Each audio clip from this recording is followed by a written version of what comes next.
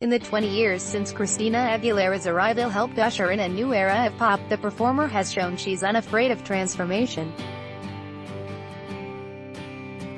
Aguilera famously torched the bubblegum teen pop image crafted for her with a pair of leather chaps and edgier genre-blending music that announced a young woman in full control of her agency. It shocked America, and the then 21-year-old singer was slut-shamed by critics, peers and even Tina Fey.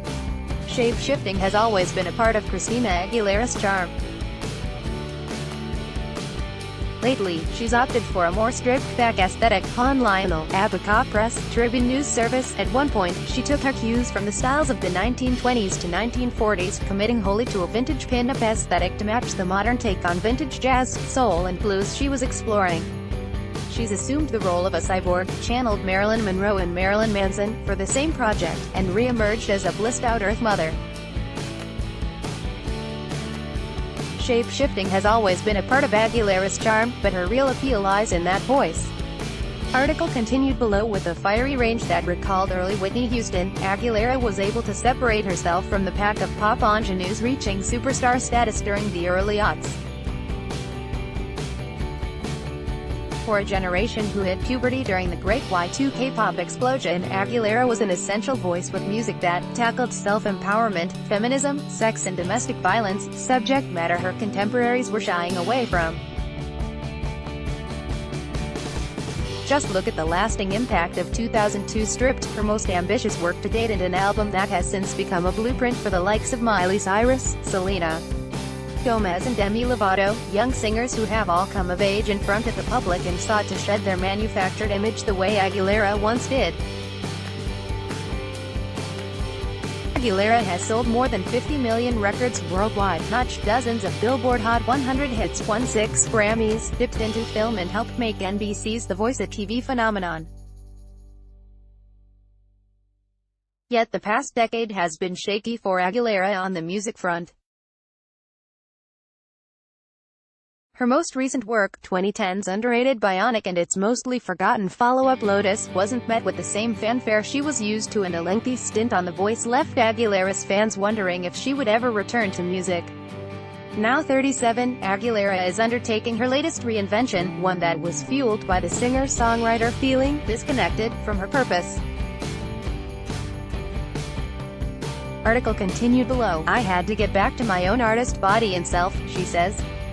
Finding her way back to herself and her passion is the core of Liberation, her first album in 6 years. Debuting at No. 6 on the Billboard 200 upon its release last month, Liberation showcases a creatively renewed Aguilera, but don't call it a comeback. I feel like a brand new artist, she says, leaning mostly toward art. The collection is some of her more forward-thinking work in years. When she's not doing a mix of The Sound of Music with Michael Jackson, she's crafting down-tempo rapper Gold Link, smashing the patriarchy and navigating collaborations with Ty Dolla $ign, Kanye West, Anderson .Paak and MNEK, and yes, she's embraced a new look. This time, however, she's found inspiration in her own skin, which is why these days, her aesthetic is more stripped back. Her album cover is just her bare face while tending to her 3-year-old daughter, Summer Rain. Aguilera discussed the 4-year journey to liberation, her first tour in a decade, and why she gave up The Voice. For a while there it felt like an album was never going to materialize. I do take my time with records, but Jesus, yeah, this one was a while in waiting, for many different factors and reasons.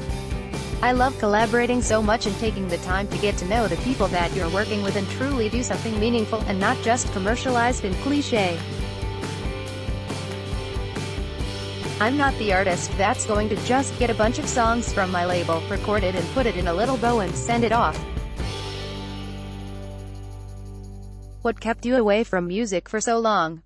I felt disconnected for a while and I wasn't in the right headspace either, being in an environment that was just not good for me. That environment you're referring to is The Voice. You said you felt suffocated as a judge. When did it stop being fun for you? Nobody expected The Voice to be as big as Idol or take off the way it did. It just became a whole different kind of a machine. you'd have two teams at once because they were overlapping seasons. It just wasn't exactly what I wanted to be doing with my life. I'm not a spokesperson. I'm an artist. The blind audition thing was very intriguing to me because it provided an opportunity for anybody to get on stage and be discovered, regardless of their look. Being in this business for so long and knowing how labels work and how packaging is so very important, that idea of not being able to see them was genius to me. But year by year, I kept seeing things that were not lining up with that original vision. The show progressed in a direction I wasn't into and that I didn't think was a lot of time spare. Do you think there's still any value to singing competition shows?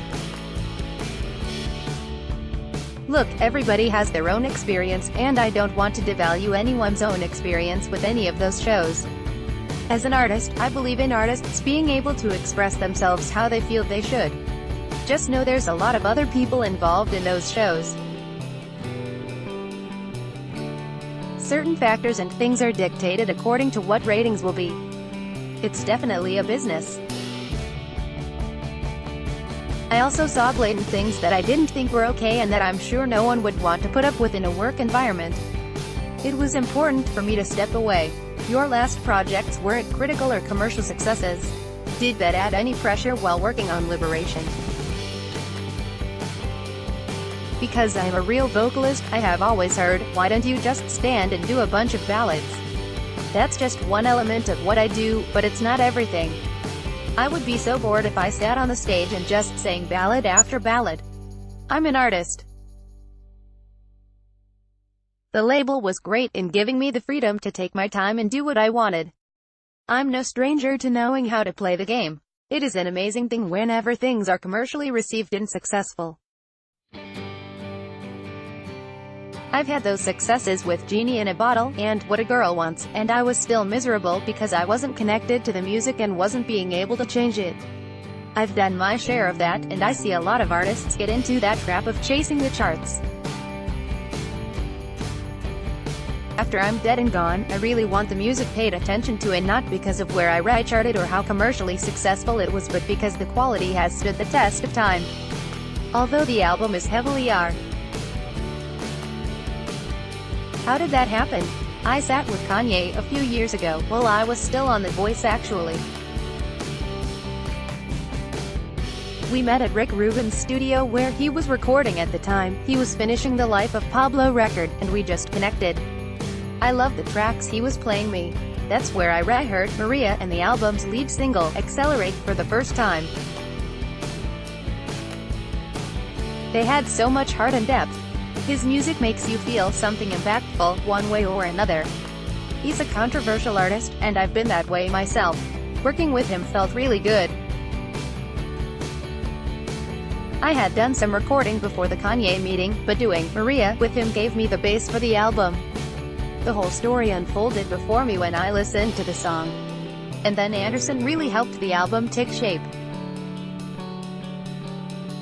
I met him last year, and things rapidly unfolded. He is just such a great musician. He's such a great lyricist with such a strong cadence. I explored different ways to use my voice on this record, and it wasn't all about hitting high notes and being acrobatic and full of ad-libs. I wanted to scale back again and just really vibe. There's always been a thread of empowerment in your music. How much of what was going on in the world influenced the music you were working on? The climate right now is interesting because there are so many people that are feeling oppressed or suppressed. I've always been about putting out messages that I feel strongly about and about my truth. It's why I did songs like Beautiful and Fighter so long ago, and why I have songs like Fall in Line and Sick of Sittin' on this album, records that are perfect for anyone that maybe need to find their own truth. We are in a place where people need to feel liberated, and I wanted to reflect that. You're going on your first tour in a decade. What can fans expect? Ever since I had my son, Max Liren, the idea of the tour has actually scared me. I was like, how does this work? How do people do this? Do I uproot my kids from their home life and everything? With this more intimate tour, it's kind of lessening the pressure. I'm dipping my toe back in the water and also giving my fans a real chance to see me after they haven't in so long. I'm probably going to take my daughter with me because she's so little. I don't want to be separated. It'll be interesting.